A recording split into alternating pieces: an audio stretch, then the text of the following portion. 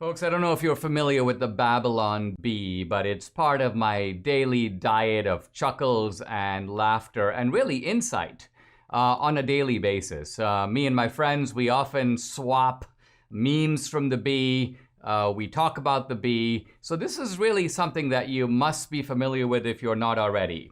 It's really fun, and it's really penetrating because it gives you sometimes real food for thought. And I'm very delighted to have Seth Dillon, who is the CEO of the Babylon Bee, on the podcast. Seth, welcome. Thanks for joining me. I really appreciate it.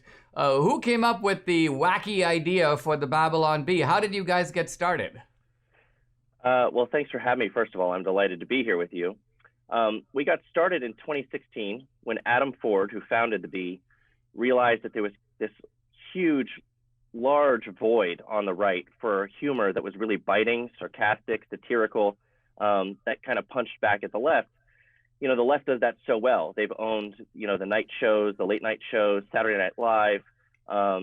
They own everything, as you know, education, entertainment, all of that. So there was nobody really doing satire and comedy really great from the right that wasn't cheesy, that wasn't just kind of silly, but was actually biting and impactful.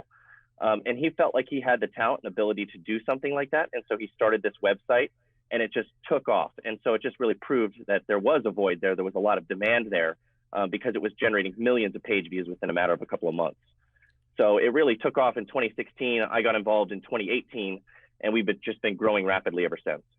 Now, do you function, do you have sort of a, if I think of, say, Jimmy Fallon or these guys, they typically have a little team of writers who supply jokes and then they go, let's go with this one, let's go with that one. What's the sort of process of cooking up this stuff at the Bee? Do you have a handful of guys who sit around a table, you go, and whatever makes you guys laugh like crazy, that's the one that makes the cut? Oh, how do you decide on what to use? And is it a team or is it just one or two guys who does it every day? It started out as just a couple of guys, which is impressive because we were able to take off with just a couple of creative minds, but they're very brilliant creative minds. We now have a whole team of writers.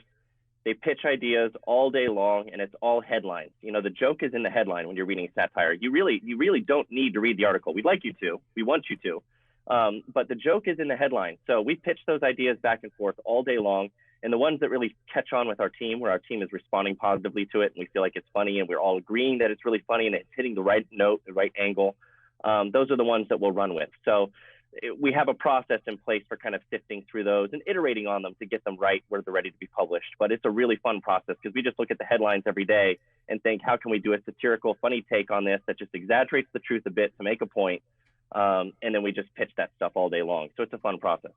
And then typically you have the headline, but you also have, I think, typically a very professionally done illustration of the point. So, for example, if you have, exasperated husband is sort of responding to what the wife says, you've got a picture of the guy and he's looking kind of like peeved and, out of sorts. So, so there's a creative process that goes, not just a verbal process, but a visually creative process. And I think you're very good at both.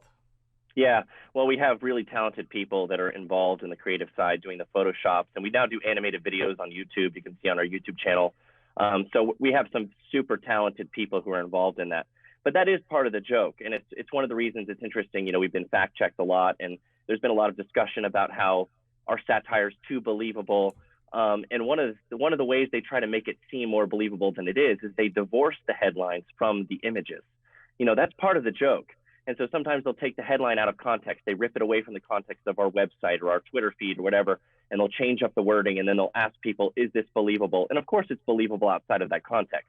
But when you've got the crazy Photoshop that's involved with it, that makes it a little bit, more obviously satirical.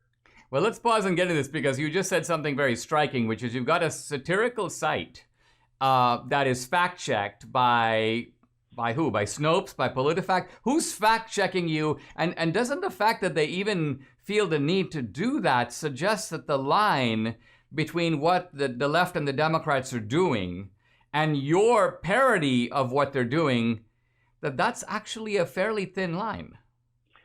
Yeah, so there's a whole bunch of people involved in the fact-checking. We really got dinged for the first time on Facebook because they were working with Snopes as a fact checker, and they're no longer working with Snopes in a professional relationship, but they used to use Snopes to do fact checking for stories that they felt like were misleading people. So Snopes was rating our stories false over and over and over again. Lately, it's coming from a number of places. Facebook is funding a fact-checking effort out of USA Today, so we get fact-checked by USA Today all the time. They recently fact-checked a story. Get this, we did a piece on how Ruth Bader Ginsburg's death had been overturned by the Ninth Circuit Court, and it's like her death was overturned. They fact-checked that, and it was a lengthy fact-check of our joke that cited 15 sources to prove that our joke was false. It's so silly and absurd, the lengths that they're going to try to refute our jokes. But I think the reason for it is pretty obvious. They don't like the targets that we're aiming at. Satire is extremely effective at getting a point across. And so what they want to do is discredit us by making sure that we're basically labeled as a deceitful disinformation outfit, not a satirical outfit. And if they can do that, then they can get us off the social networks. Well, I mean, wouldn't this be like fact-checking the Johnny Carson monologue? I mean, the absurdity of it is just it's almost like that is part of the satire itself, isn't it?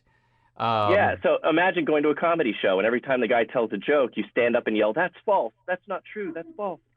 Jokes don't have a truth value. They're either funny or they're not. So what the left needs to learn to do is either laugh or not laugh at the jokes they don't like, but they're really insistent on fact-checking them. And like I said, I think there's a strategy behind that. There's a reason that they're doing that. Yeah, well, isn't it, I remember that in the old days when you'd make jokes about feminists, their general response was always, "That's not funny." And it looks like that trope, "that's not funny," is now become generically true of the left. They can't laugh at themselves. We want to talk more with Seth Dillon. We'll come right back to ask him more about the Babylon Bee, not just what they're doing, but what they have in store. I'm back with Seth Dillon, the CEO of the Babylon Bee. Seth, we live in a time of political correctness, and isn't it true that it's difficult to have comedy when people are constantly trying to tell you how to think and what to say? But is it also true, on the other hand, that the intolerance and stuffiness of this environment creates opportunities for comedy? Yeah, that's the challenge, isn't it? So on the one hand, it's really comical what's happening, and it's really absurd what's happening. So it's easy to make fun of. On the other hand, you're not allowed to make fun of anything. I think that one of the ways that the left has really made it difficult to do comedy lately is that they've made reality so absurd that it's difficult to satirize. So for us, that's one of the challenges. And this is an unintentional way that they're doing it. Political correctness, they enforce very emphatically and very deliberately. But they're also, their ideas, some of these policies, some of the things that they're promoting, the kind of stuff that you see in the news where there's like pole dancing happening in libraries for young children, like that kind of thing. Kids are learning to twerk in the library. And their parents are present and everyone thinks it's great. This kind of stuff is so insane and so crazy and so beyond the pale that it's very difficult to satirize a society that's reached that point. So I think that's the unintentional way that they're making comedy very difficult. But yes, political correctness, of course. There's a lot of comedians who've chimed in on this. Bill Maher, Jerry Seinfeld won't even do stand-up shows on college campuses anymore because college kids have been conditioned to think that everything is offensive. They're so ready to be offended by everything that they're not willing to laugh at anything.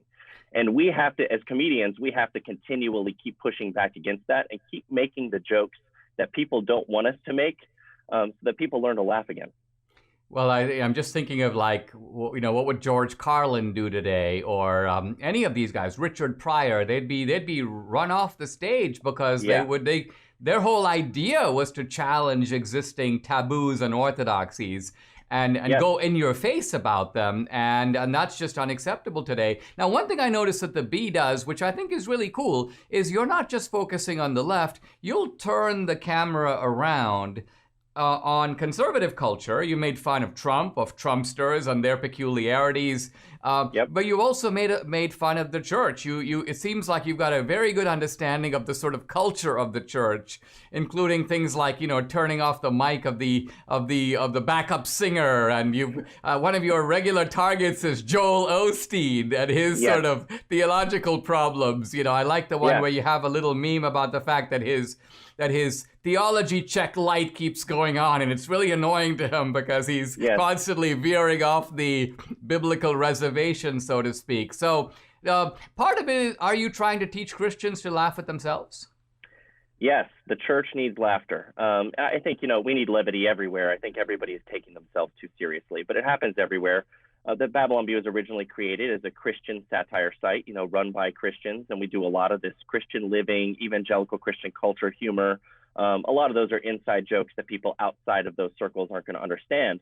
We do the broader political stuff too, but it doesn't matter what the topic is. I think it's very healthy to take your own beliefs, the things that are your sacred cows, and throw them up on the wall with a projector. Take a look at them. See if we're okay with some of the things that we're really believing. See if we're guilty of hypocrisy ourselves.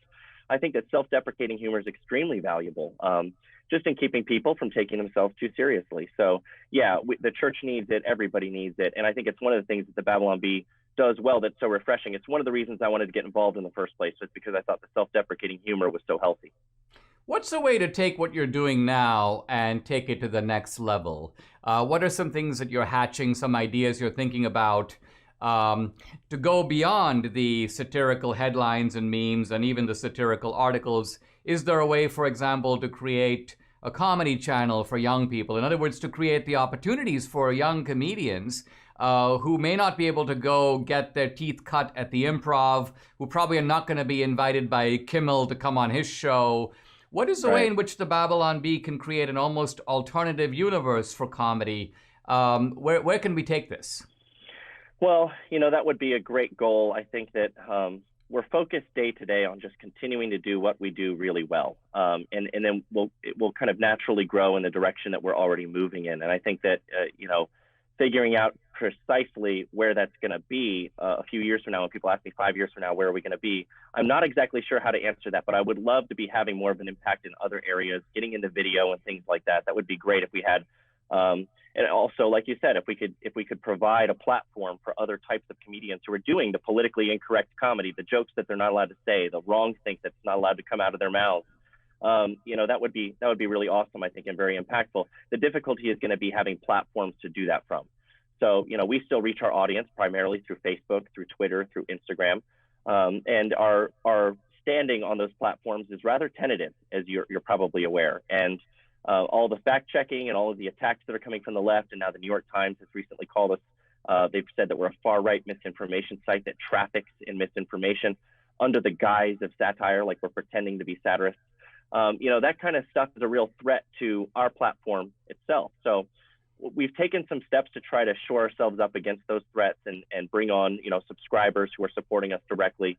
But it's really that platform itself that is very, conservatives have to be fighting for their right to be on these platforms and to keep their voices heard. So we're on the front lines of that battle, and that's taking up a lot of our time and attention at the moment. I mean, I think the good news, Seth, is that there are half dozen new platforms that are being cooked up that are going to come at us in the next couple of months from all kinds of different directions. I mean, I'm happy to see Parler's back up. Mike Lindell is starting his own platform called Frank. Apparently, the Trumps are cooking something up. So, in a weird way, the stifling effect of the digital censors has been to provoke conservatives to say, okay, well, listen, guys, we're going to stay on your platforms as long as we can, but in the meantime, we're going to cultivate our own. And quite frankly, there's going to be a time not too far from now when we're not going to really need you anymore. Right. And the question will just remain, like what happened with Parler, where they got taken off of, basically wiped off the internet. It'll be challenging to see how conservative platforms that are built as alternatives to these kind of mainstream large platforms that seem to be invincible and aren't subject to the same types of penalties that platforms like Parler are. It remains to be seen how those sites are going to really stand on their own 2 feet. Do they need their own servers? What kind of infrastructure is required for them to do that and to make that work? How do they get into the App Store? How can it be accessible on phones? These are big fights that conservatives have coming up. So, Parler's on the front lines for that one right now. It'll be interesting to see what happens with them. Seth, thank you very much for joining me on the podcast. This has been a very enlightening conversation, folks. I highly recommend the Babylon Bee. It's a laugh a day, or more than a laugh a day. Really fun stuff, and you'll get addicted to it as I am.